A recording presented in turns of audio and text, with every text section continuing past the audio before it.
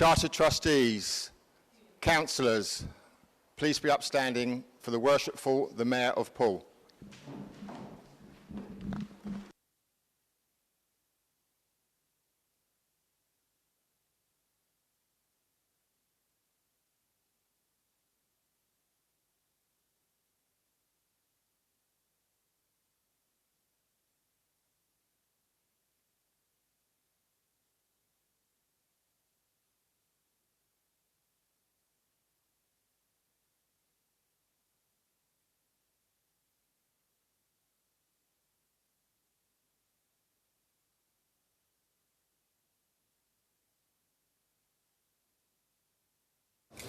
Good afternoon, everybody.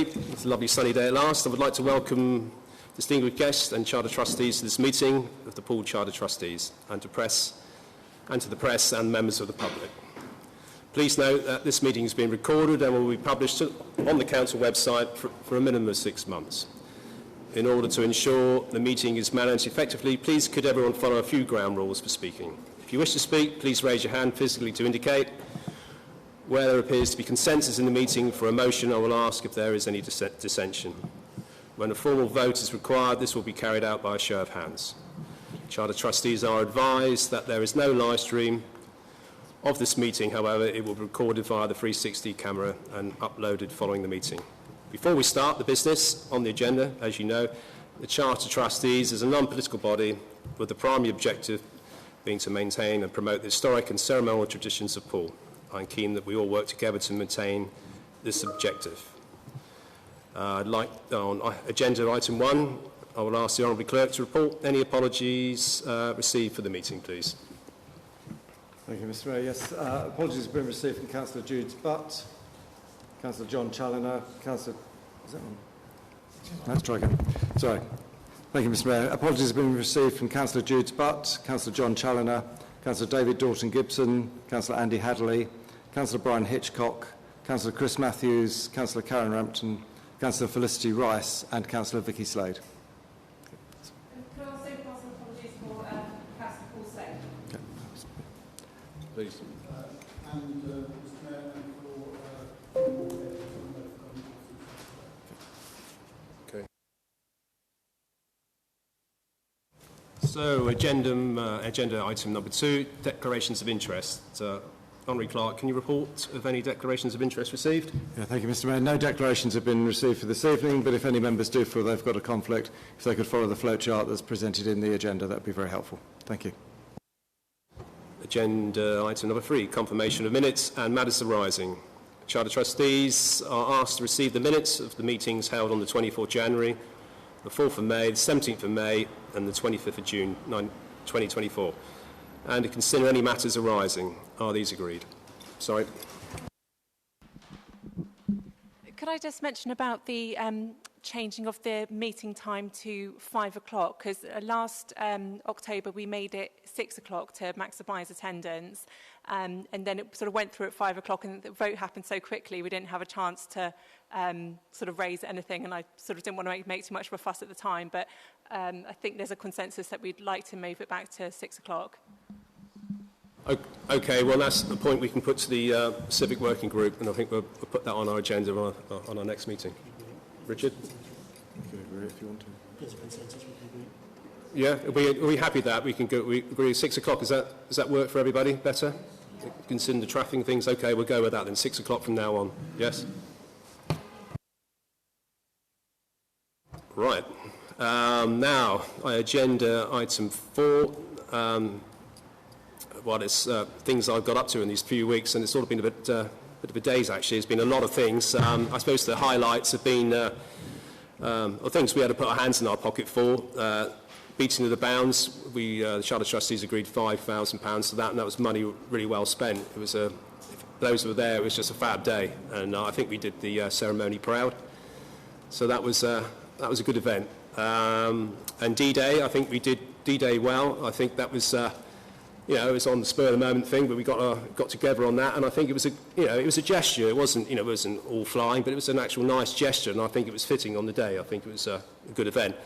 Me and Katie have done many things, and we're trying to get through as many things as we can do. I was at the Victoria School last week, and I don't know if you guys have ever been there. I think it's if you can get a visit there, it was just the most amazing place. I was overwhelmed with the kindness and the love there. You know, it's just phenomenal. So if you ever get a chance to go and see, the work it's done there, it's just huge. That's pretty well it. I mean, I've been doing lots of other things, but I think they're the highlights in these last few weeks. Right, we can go on to agenda item 5, rattling through it. Report of the Civic Working Group. I call on Councillor Mark Howe, the Sheriff, to present the report of the Civic Working Group. Please, Mark.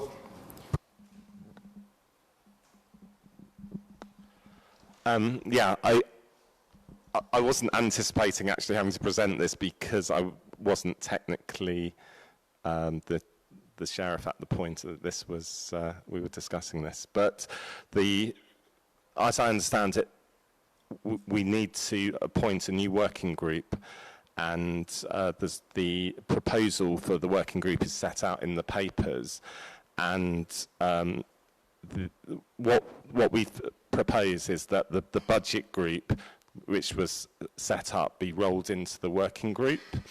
And so we have one set of councillors, 10 councillors made up of the 3 councillors who are performing the civic roles, the 2 budget signatories, and then 5 volunteers from the rest of the Charter Trustees. And that if we have more than 5 volunteers, then we have an election for those positions. Now, there's an awful lot that needs to be sorted out in terms of the working group. We've got the accommodation issue about, whether and where a mayor's parlour should be. We have various issues that were raised in the audit report that we've reviewed at the last meeting. We have issues in terms of what events that we should be running and how we consolidate and improve the sustainability of the Charter Trustees. So what we've proposed is that we have an intense piece of work in terms of the working group where we have meetings every 2 weeks to begin with.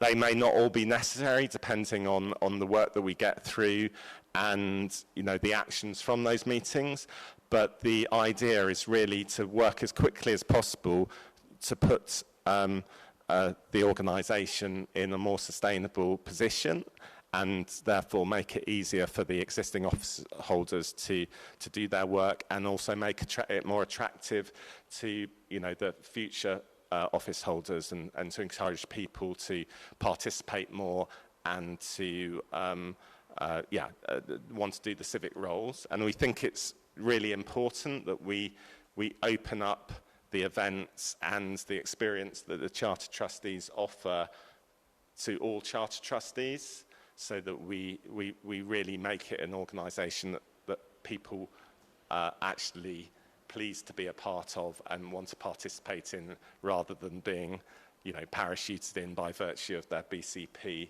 position. So hopefully that's a good explanation, and I think we obviously have to have the vote for the 5 members this evening as well as part of this process. But do we vote on the structure first?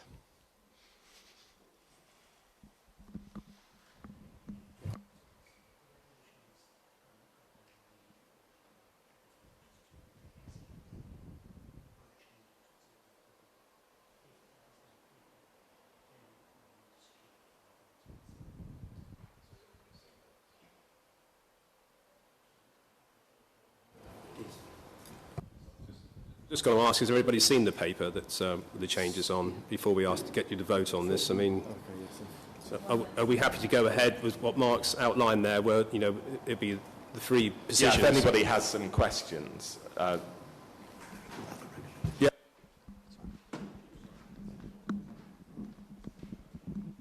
Thank you very much. I don't think I can be part of this working group because I've got a bit of a conflict being the chair of the Poole Sherbrooke Twinning Association. But having said that, I'm more than willing to act as a conduit of supply of information about the Twinning Association and what they can do to help the mayoralty of the town, and so on and so forth.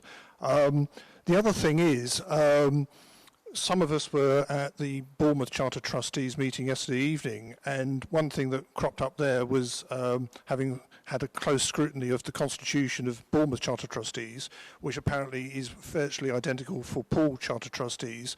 Their own similar civic working group had referred to it, having a look at the constitution and updating it, improving it. So that's something also, reference those several bullet points that you've got there that could be added to it, review of the Constitution, because if it doesn't cover what we think it should be covering, it should be looked at. Thank you. Okay, I think Graham wants to fill us in on that a little bit. Graham, don't you? Thank you, Mr. Mayor. Yes, same issues as Bournemouth's standing orders, and we were going to propose that we get some meetings of the working group pretty quickly. Ideally the first meeting next week, with perhaps a couple of minutes this evening to those that volunteer that are in the room, so we can at least outline some of the challenge and then talk about that in more detail. So I think that is an issue which I would personally like the working group to address very quickly, and potentially bring something back to the Charter Trustees early September, potentially through an additional meeting.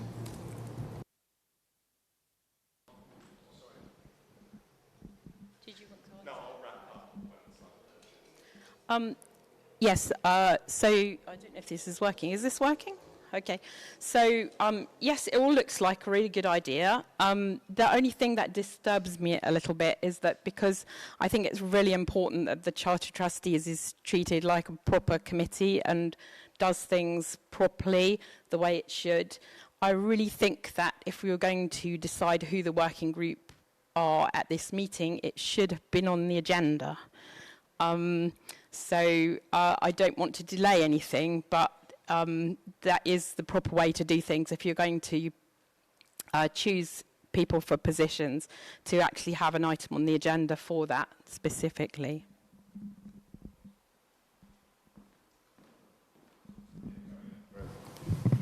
Thank you, Mr. Ray. Just to clarify, it is in the paper, there is a bullet point. It doesn't come out as a straightforward recommendation, but within the text it does say that the Civil Working Group shall consist of up to 10 members comprising of and 5 other Charter Trustees to be selected by voting of the Charter Trustees immediately following the passing of this resolution. Pursuant to nominations submitted at the meeting. So not as clear as it could be, because it would have been ideal if that had been in the recommendations that we then asked for those nominations. But the intent was there to put it in the paper. So, but I do agree that's not as clear as it might have been. It wouldn't exactly jump out at you. I just want to say we have got some good people in the room. I mean, we could finalise this tonight if those, if we get the people who want to stand up and do it. I mean, I can't see any objections to anyone here, Graham.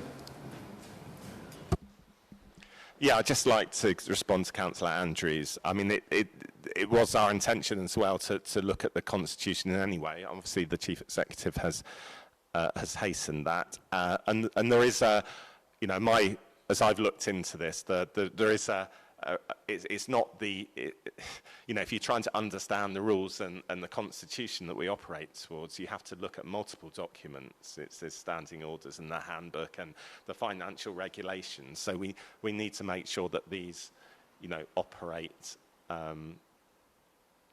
correctly. One of the things that surprised me, actually, and I don't know whether it's a legal thing or something that has just happened during the processes of establishing BCP Council, but I think it says that the first citizen of Poole is the chairman of the BCP Council and not the mayor, which is clearly, if that to me offends me, because it should be the mayor, and clearly if there are matters which are across BCP, then the mayor might want to defer to the chair, but it seems to me incorrect, that the first citizen of Poole should be the chair of BCP Council. I'm happy to respond to that. The legislation, I think, refers to the chair of the principal authority, the principal local authority being BCP Council, not the Charter Trustees. So when we've looked at the hierarchy for things like the proclamation, for example, it was the Lord Lieutenant, then the chair of the council or chairman of the council, and that is the end of the formal hierarchy, and then the mayor has a place, but only through the Charter Trustees. So the mayor does not feature as first citizen unless, and this was the choice that members had when considering BCP Council, unless we decided to have a mayor of BCP as the chair of BCP Council. Because members made the decision to go for separate mayors, it's the chair of the council that has that primary position. I think that's the... That is where it works. That may be the case, and I suspected it was, but there still needs to be, a protocol for establishing what events that which person goes to, and I think that's too loose at the moment. And but that's just one of a number of things that is part of making the organisation and our relationships with the other Charter Trustees and Christchurch, Town Council work better. And we can look at organisations like Christchurch Town Council as an example of, how possibly we can set things up and improve things for the Charter Trustees. And also, we've got to have a mind to the ongoing the consultation that's shortly going to start regarding, how we should organise and whether we should have a town council or parish councils within this area as well. I think what's coming about now, and I get the feeling there's more traction here now, so there's more things are coming to light, and there's things that we can discuss with the working party, whereas these probably things haven't surfaced because there's been a lack of interest. Tony, do you want to say something?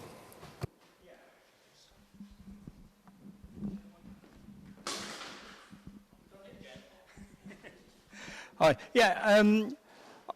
I just want to urge a little bit of caution in as much as up to now the Civic Working Group has been fairly well defined as the serving civic team plus the former mayors of the borough that were still on the council.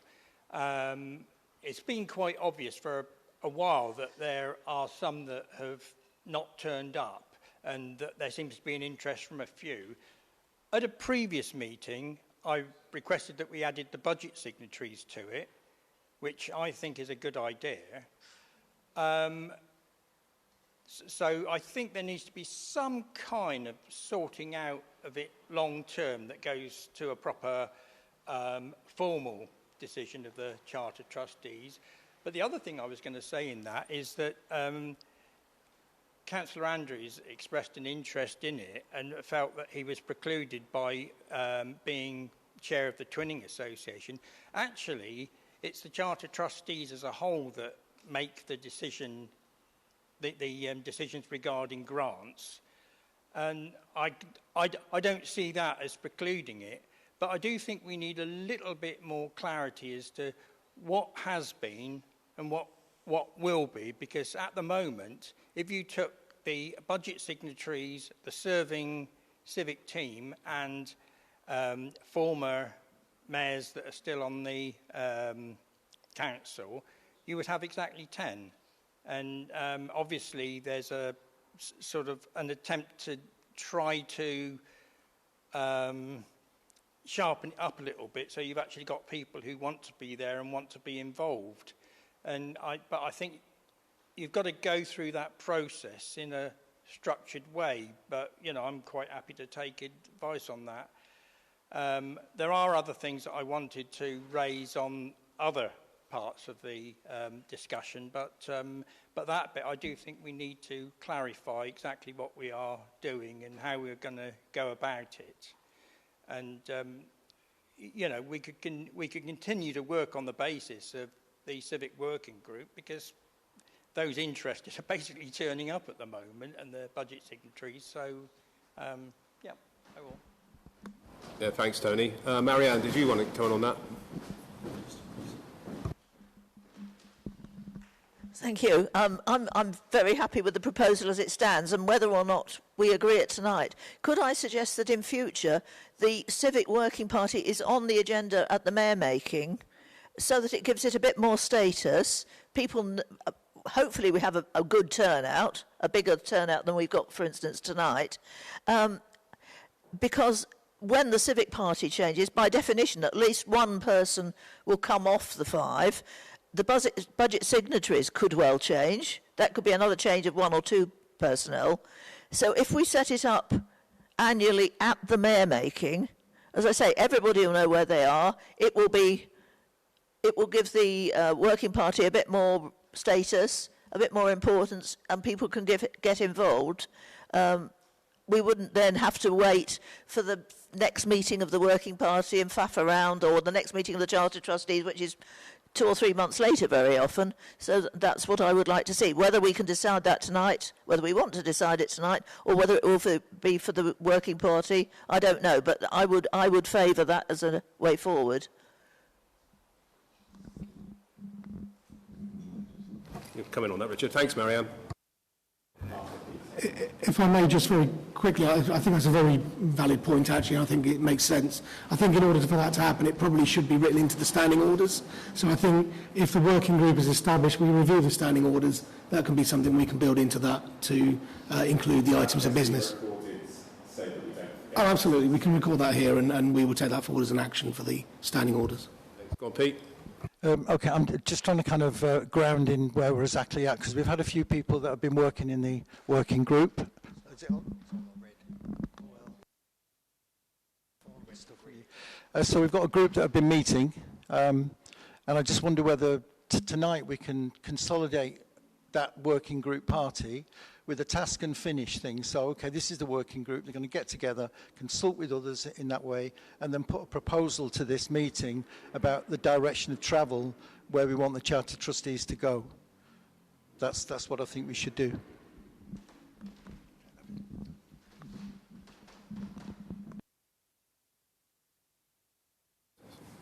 Okay, well, Mark, there's some Mark, then Graham's going to confirm a few things here.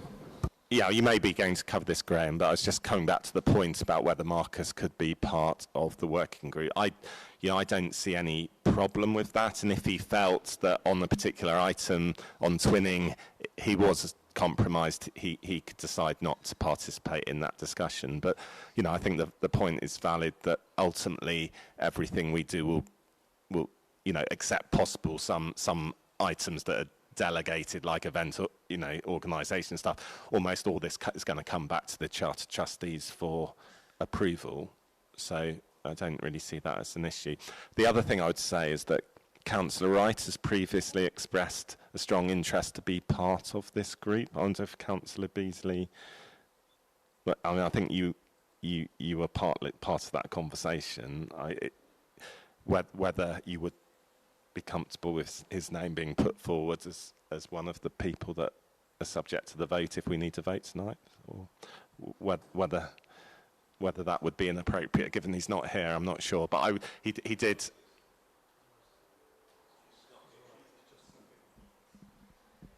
John, do you want to have a word?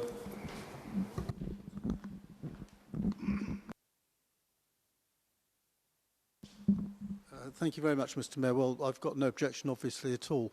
But what I was going to say was, following on from the comments of the Chief Executive, Honorary Clerk to the Charter Trustees earlier, the issues that arose yesterday evening at the Bournemouth Charter Trustees led for the two of us to have correspondence last night and a conversation tomorrow, and I really want to emphasise the importance of getting this organised between the two civic working groups. I chair the one in Bournemouth, as soon as we possibly can, probably with a joint meeting online sometime next week, because we need to kick off this process, understanding that it's going to take some time, but we need to make sure that we've addressed it in the right way so that actually it has begun, and then we can get legal input and make sure the thing rolls along in a timely fashion. So my main concern this evening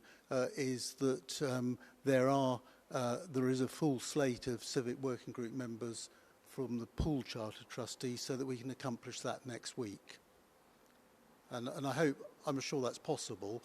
Whether it's decided tonight or not isn't terribly important as long as we have them for the meeting next week. Yeah, thanks, John. Thank you, Mr. Mayor.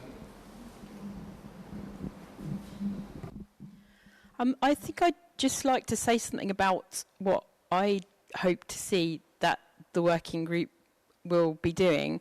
And although I think it is very sensible for us to liaise with Bournemouth over some things, I would like to think that the working group will be recognising that Poole trustees are separate from Bournemouth trustees, and it's not necessary for us to have the same standing orders. We could decide something completely different from Bournemouth, and that would be absolutely fine, because we are completely separate organisations.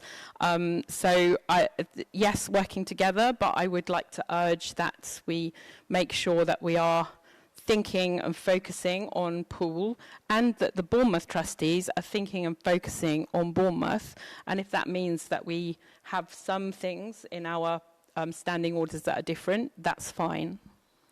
Yep, points received. John, do you want to come in back on that? Thank you very much, Mr. Mayor. Well, I think it's quite likely that there will be differences between the two sets of standing orders. The purpose of convening a meeting urgently is around ensuring that we have got legal input into the shortcomings of our current standing orders, and that applies both to Bournemouth trustees and to Poole trustees. That's the purpose. If we then proceed on those, that's fine. If we diverge in terms of the detail, well, that's understandable and expected, but I think it's the initial meeting that is really critical. Thank you, Mr. Mayor. Thanks, John. This is something that's been flagged up now, Graham. Do you want to come in on, just put us right on what's occurring? Yes, thank you, Mr. Mayor. I'm happy that the debate has probably covered most of the key issues about the standing orders and the need to review those as quickly as we can. So if you can appoint a working group, or nominate the working group tonight, that would be really helpful, because we can then get input into the meeting for next week. And actually, there's a recommendation in there. The question is whether you can nominate the additional 5 tonight or not. If you could nominate as many of those as you could, that would be helpful. The only other thing I wanted just to pick up is in terms of the role of the council chairman and the charter mayors. There is a site on the BCP website. There's a page on there which sets out, because we've had this discussion probably 2 or 3 times since the beginning. We have set it out following the last meeting that we had, and it sets out both the order of precedence and it talks about the principal roles. And again, we can revisit that, absolutely happy to do that. But if that does help Charter Trustees, I'm very happy just to send that link out to direct you to that page. So if we, next time we're sending an email out to Charter Trustees, if we can put that in there, at least you can have a look at that and see whether you feel that balance is right or not. So at least that there is a starting point. We have had the discussions before, absolutely nothing to stop us having them again and changing the balance, but just wanted to reassure members that we have had this discussion, we've set it out as best people understood at the time. We can always change that. Yes, Mark. Yeah, I mean, obviously, it seems we're a bit behind the curve in looking at the standing orders, so it would be helpful if Councillor Beasley could send us a list of the issues that you've identified before the meeting, so that we can go in, a bit ahead of the game when we have this meeting. I'm not even sure when this meeting has been scheduled for. I'm not sure it's appeared in our diaries yet, has it, this meeting? No, so we don't even know whether, as a working group, we can send enough people to it for it to be worthwhile. It's going to be at such short notice, and I wonder why it's so essential that it is at this short notice.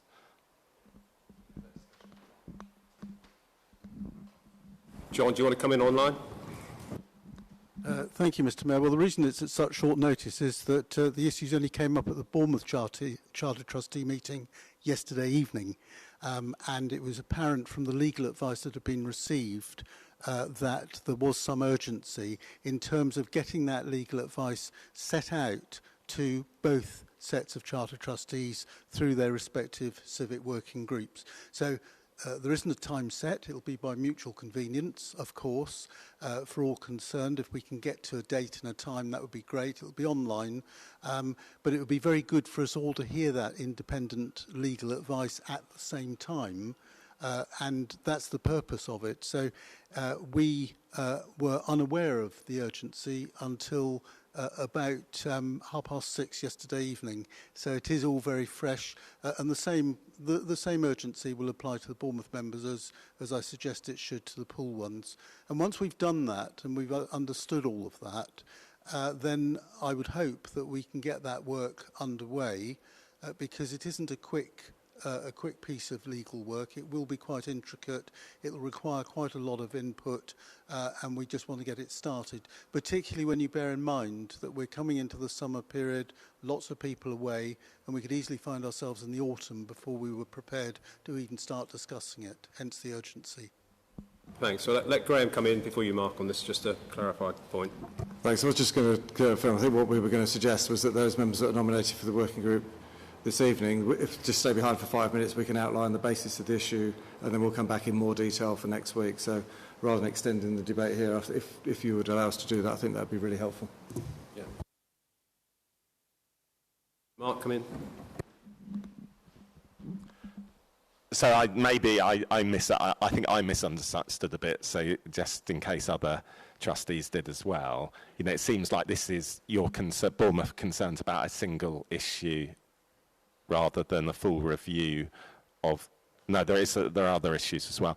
I mean, clearly, I have actually been through the standing orders and the handbook and the financial regulations, and there's quite a lot there that we could potentially want to look at. And I think particularly the financial regulations, the audit picked up as needed some urgent work in terms of amending points in there. So this process should perhaps include the financial regulations. Smart. If we've got time, yeah, that's good. Come in quickly. Take a vote on the motion and then get five. Yeah. Don't think there's two parts. No, as I was actually one of the few, and I did it, to be helpful to sort of former mayors that I served alongside of. I think it was important, but it was a very specific discussion about a specific issue which we don't have the same issues with here. And I don't think there's the same sort of urgency, but whether there were other things that came out of it. But I wanted to raise another totally different point, if we can, before we lose it, because these things tend to drift. And that's regarding the discussion of the working group. We had one, I and others raised, publicising events that we supported as Charter Trustees, and the beating of the sea bounds was mentioned. This was about 9 days before it happened. I attended the beating of the sea bounds. In fact, I bought a ticket on a boat sort of thing, and I spoke to a lot of people, and the same comments came in over and over again. We only just found out about it at the last minute. It wasn't publicised enough. And another member actually wrote to the Charter Trustees to say that it wasn't particularly well publicised. And we were told at the time that we couldn't publicise other people's events. But I do actually wonder whether in this case we could have done something, because we were partly financing the event. We were giving a reasonable sized grant towards the event. And I think we can legitimately say that perhaps our press office, even if it was a minor thing, or even if it was done directly by the Charter Trustees, that we actually needed to publicise that, because that was actually using money which we gave by way of grant, and it was a huge success. But it might have even been more successful if more people had known about it, because, as I say, I got that comment from all sorts of people that I met in all sorts of bits of the day, and I do think it's something we need to consider is, if we're going to help make these things happen, we need to make sure that people know about it. Thanks, Tony. I think we did learn lessons on that. I think I actually personally thought, because I was part of putting that on, I think that BCP did let us down on that, but that's things we've got to raise going forward. I think, but saying that, we put on a really good show, so it's a shame. It is a shame. Mark? Yeah, I mean, that's one of the things that the working group is proposed to look at. It's the comm situation, because BCP do we do pay BCP a small amount of money to do some comms, but they refused to do comms for beating the bounds because it wasn't a Charter Trustees event. And I think we should look at, why that isn't a Charter Trustees event. It's a very historic event of the type that this organisation is established to protect, and therefore we as a working group need to consider whether there are certain events that need to come under our aegis, really, and whether that would be one of the things that would help engage more people and make this organisation function more sustainably. But yeah, that's absolutely a working group issue.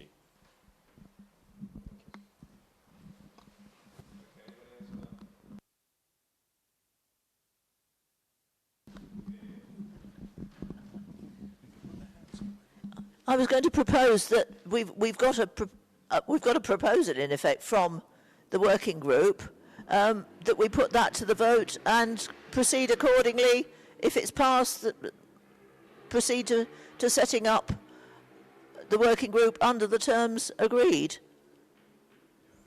That's right, Marianne. So we're going to put that to the vote then, Graham, yeah? Yes, yeah. On this proposal. And the Upton House. Oh, yeah, we're just going to bring in on the Upton House. Well, that is... The Charter Trustees are serving notice to Upton House for the termination of the storage agreement that their assets be relocated to the Civic Centre, and two, any cost incurred in the relocation of these items be delegated for the approval to the budget signatories. So there's something to chew on there. But first we're voting on this issue with the working group, Graham, aren't we? Yeah, so that's the recommendation. So go on, Graham, you carry on with that. Sorry, yeah. So the recommendation is that proposed changes to the remit and membership of the working group be approved, that the Charter Trustee handbook be updated, and then if you agree that, we will ask if there are any nominations this evening for that, then if we take the recommendation on serving notice in Upton House, if that's okay. Yeah. So do you want to see if they're okay? So, is everybody okay with that? Yep. Yeah, I think it's consensus, yeah. Tony, you in on that? So there's a consensus there. Yep. Yeah, do we have any nominations who'd like to put the names forward for this? I think so, yeah. Yeah. Sorry.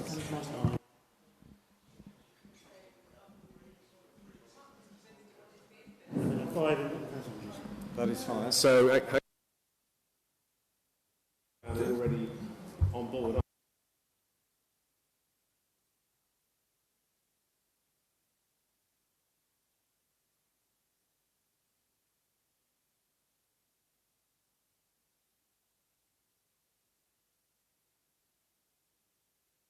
So Councillor Wright, as I mentioned. Councillor Rice, you there? Can't you say Wright or Rice? Rice, can't see your hand. So saying Councillor Wright. Oh, right, sorry. Sorry. So Marianne, we got there then. Marianne, Tony, Marcus and Sue. That's plenty then, isn't it? Yeah. That's cool. Just going to clarify with Graham, if for some reason we don't get the full 10, what's the minimum number we can work with, Graham? So, to be honest, Chairman, you can, or even Mr Mayor, you can work with whatever number you want to. We're suggesting 10 as the maximum, just to keep the meetings manageable.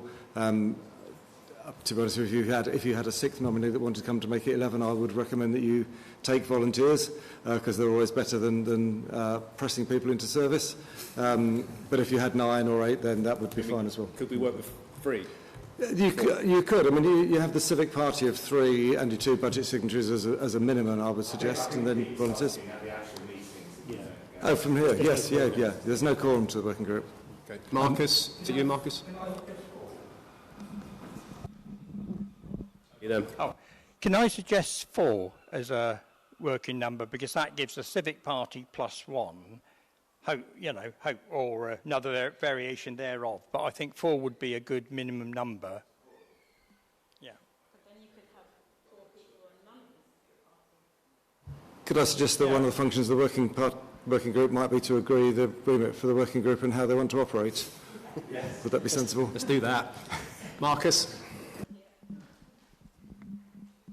Can you just, obviously we know the 5 already shooed in. Can you go through the 5 who put up their hands? Because I think we really do need Councillor John Beasley, because obviously being the chair of the Bournemouth Charter Trustees working party, I think his input would be valuable.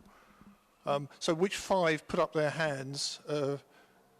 If you just run through it. So at the moment, Mr Mayor, we have nominations for Councillor Aikenhead, Councillor Trent, Councillor Andrews, Councillor Wright and... Marianne. Le Pelevin. Councillor Le Pelevin. Did you put your hand up, Marianne? It's good, yeah. Those are the 5, in addition to Councillors Cooper and Brown, who are the budget signatories, and the mayoral parties of Councillor Howell, Councillor Miles and Councillor Clements. Those are the 10 that we have at the moment. It's good enough. You could always...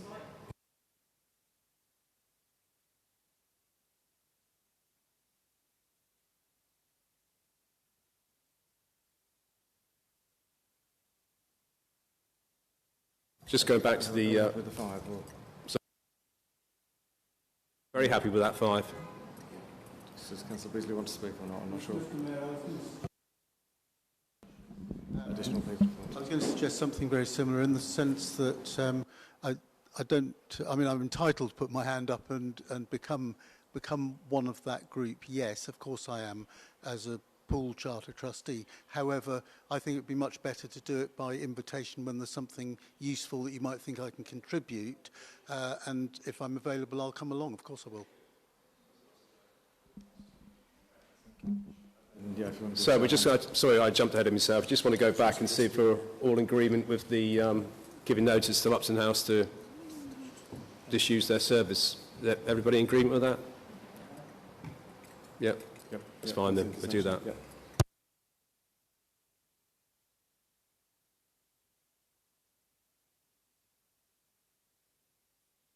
Yeah, thanks a lot, everybody. That's it. That's the meeting closed. Thanks for coming. Enjoy the evening.